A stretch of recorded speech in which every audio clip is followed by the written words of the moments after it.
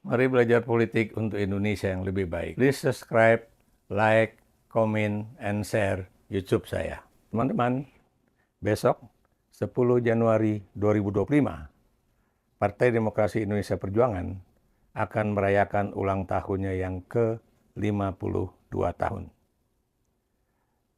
Karena PDIP itu adalah kelanjutan dari Partai Demokrasi Indonesia yang merupakan fusi dari berbagai partai-partai politik, yaitu Partai Nasional Indonesia, PNI, Ikatan Pendukung Kemerdekaan Indonesia, IPKI, Partai Murba, Partai Kristen Indonesia, dan Partai Katolik.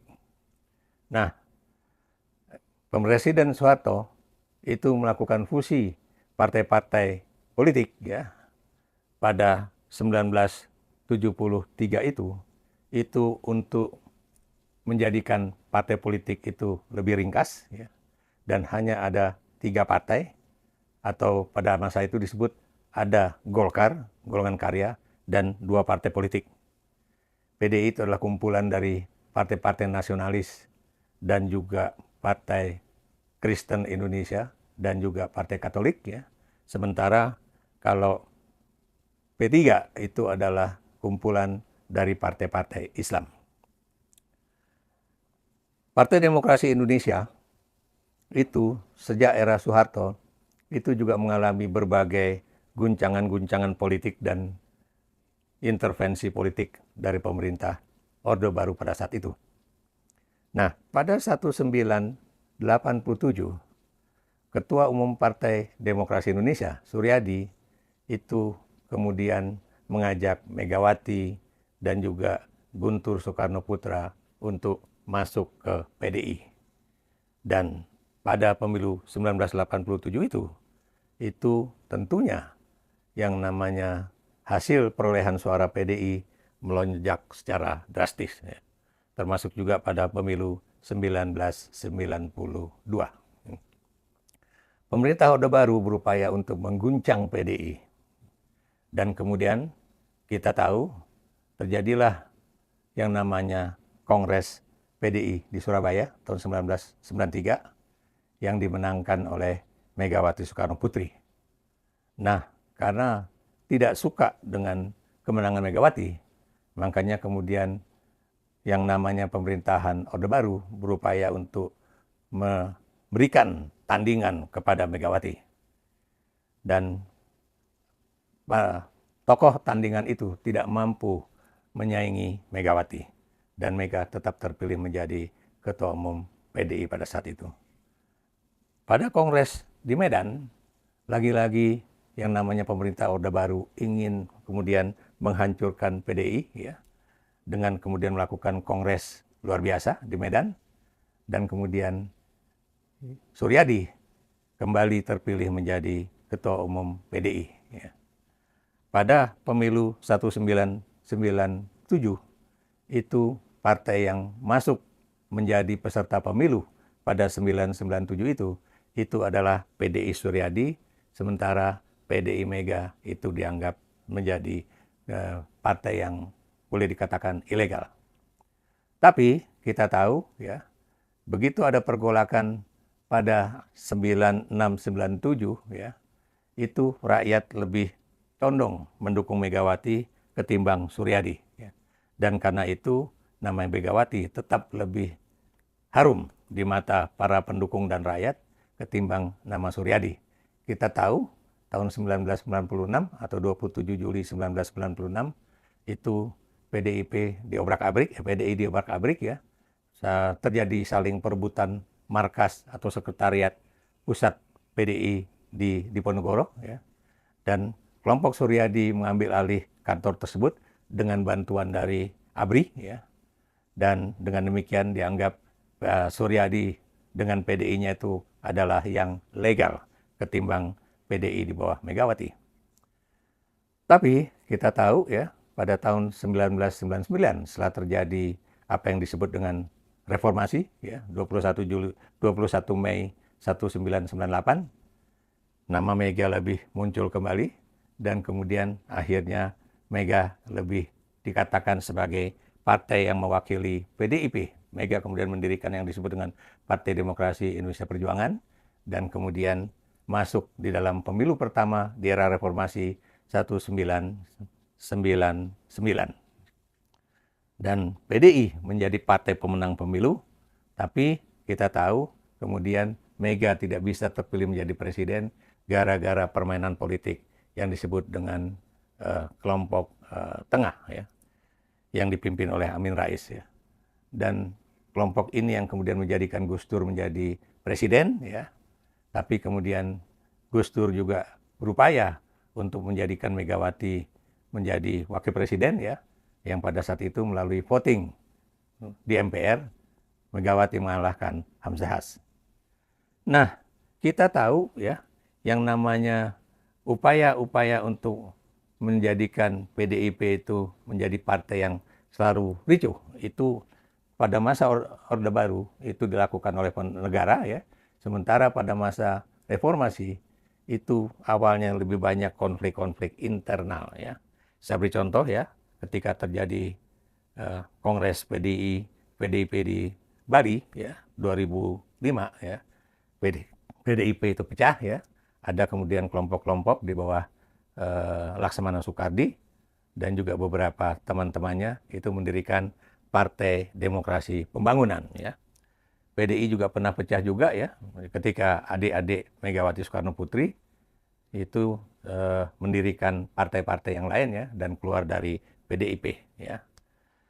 Nah, kita tahu, ya, guncangan yang sangat berat dihadapi oleh PDIP itu bukan berasal dari kekuasaan luar yang boleh dikatakan menguasai politik di era Orde Baru pada masa lalu, tapi justru di dalam partainya sendiri, ya, yaitu ketika terjadi perpecahan politik antara Megawati dengan Presiden Joko Widodo, ya. Dan sampai detik ini yang namanya perpecahan PDIP itu masih terus berlangsung, ya.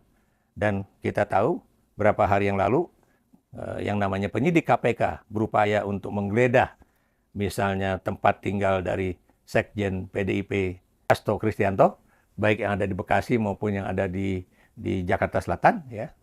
Dan kita tahu yang namanya penyidik KPK dari Bekasi itu hanya mengambil catatan, ya, buku catatan, dan juga USB yang dimiliki bukan oleh Hasto Kristianto, tetapi oleh orang yang menjadi kepercayaan Hasto. Dan karena di sana banyak wartawan, makanya kemudian KPK atau penyidik KPK yang dijaga oleh polisi bersenjata, kemudian mengambil satu koper, ya, sementara yang berasal dari rumahnya di Kebagusan tidak satu pun barang yang diambil karena memang tidak ada barang-barang yang bisa dijadikan alat bukti. Nah, kita berharap bahwa Presiden Prabowo Subianto kali ini bisa hadir di ulang tahun PDIP. Mengapa? Karena kita tahu, ya, upaya-upaya dua tokoh besar ini, yaitu Presiden Prabowo Subianto dan juga Ketua Umum Partai Demokrasi Indonesia Perjuangan Megawati Soekarno Putri untuk bisa bertemu selalu dihalang-halangi oleh Presiden Joko Widodo, ya. Dan kita tahu, ya, beberapa waktu yang lalu itu sebetulnya Prabowo sudah dalam perjalanan menuju rumah Megawati di Tengku Umar, ya, di Tengku Umar. Tapi kemudian ternyata mobilnya batal. Yang saya dengar gara-gara ada isu bahwa kalau Prabowo tetap lanjut ke rumah Megawati, maka kemudian data yang tersimpan di sebuah compact disk, ya, tentang Prabowo Subianto akan dibongkar. Nah, sekarang kita tahu ketika Hasto Kristianto itu dijadikan tersangka oleh KPK, Hasto juga memiliki suatu catatan-catatan yang katanya itu berisi mengenai korupsi yang dilakukan oleh para pejabat tinggi negara. Bahkan menurut Koni Rahakundini yang sekarang masih tinggal di Rusia, dia mengatakan bahwa dia dititipi berbagai dokumen tersebut, ada yang berupa catatan, ada yang berupa CD, ada yang berupa rekaman dan sebagainya, ya. Termasuk juga yang juga dititipi milik dari Andi Wijayanto. Nah, kita tahu ya bahwa catatan tersebut ya bisa saja akan dibuka oleh Hasto. Sampai sekarang belum dibuka ya. Dan kalau ini terjadi, menurut saya banyak orang mengatakan bahwa wah ini akan terjadi hingar-bingar politik ya, karena akan saling buka-bukaan. Tapi buat saya pribadi mengatakan kalau memang ada kebrengsekan di negara ini, baik yang dilakukan oleh menteri atau pejabat tingkat menteri ya, dan kemudian juga oleh presiden, kita harus menyelesaikannya secara baik ya, tanpa kemudian menimbulkan suatu fitnah ataupun suatu hal yang tidak diinginkan. Prabowo, lagi-lagi ya, bukanlah orang yang kemudian berseberangan dengan Megawati. Pada pemilu 2009, pemilu presiden 2009, itu Megawati berpasangan dengan Prabowo Subianto, walaupun dia dikalahkan oleh Presiden Petahana Susilo Bambang Yudhoyono, dan yang menjadi wakilnya itu adalah Profesor Budiono. Ya. Dan walaupun mereka berpisah partai, yaitu PDIP dan Gerindra, tapi dua partai ini adalah menjadi oposisi loyal pada masa pemerintahan Susilo Bambang Yudhoyono selama 5 tahun kemudian ya. Dan kini lagi-lagi mereka terpisah dalam suatu posisi ya. Prabowo Subianto kini menjadi presiden dan Megawati Soekarno Putri itu berada di luar pemerintahan. Dan Mega terus-menerus mengatakan bahwa yang namanya Partai Demokrasi Indonesia akan terus mendukung pemerintah Presiden Prabowo Subianto, tapi PDIP tidak ingin menjadi bagian dari pemerintahan Prabowo Subianto. Mengapa? Sebab kalau PDIP masuk juga ke dalam pemerintahan Prabowo Subianto, lalu tidak ada partai politik yang kemudian berani berada di luar pemerintahan untuk mengawal jalannya pemerintahan. Nah, mengapa saya katakan bahwa pertemuan atau kehadiran Presiden Prabowo di ulang tahun PDIP ini penting?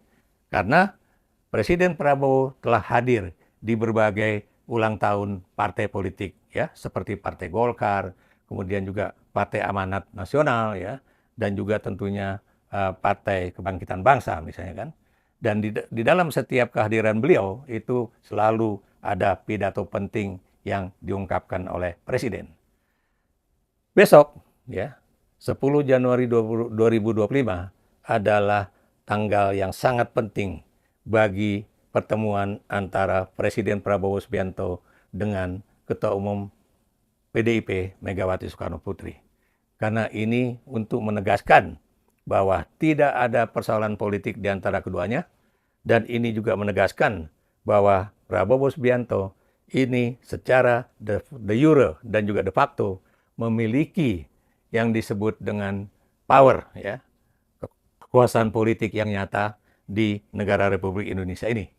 Sebab kalau misalnya Prabowo lagi-lagi tidak bisa bertemu dengan Megawati Soekarno Putri, berarti dia masih memiliki suatu kendala politik ya untuk kemudian bisa bertemu, khususnya hadir di ulang tahun PDIP ke-52 tahun besok ya. Dan kita lihat ya, kendala-kendala politik dan psikologis itu sebenarnya sudah harus hilang. Kenapa? Satu, ya, pemilu presiden telah berakhir. Dua, pemilu kada juga telah berakhir.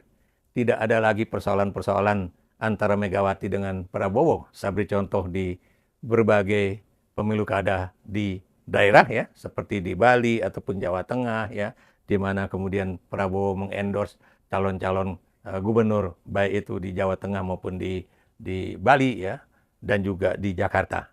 Sekarang yang namanya proses politik pilkada itu telah berakhir, dan karena itu persoalan politik yang terkait dengan kepemiluan itu juga berakhir, dan karena itu adalah suatu sikap yang sangat baik bahwa Presiden ke-8 Republik Indonesia Prabowo Subianto itu juga menghadiri ulang tahun PDIP yang kebetulan ketua umumnya masih dijabat oleh Megawati Soekarno Putri sebagai Presiden ke-5 Republik Indonesia. Berikan komentar Anda.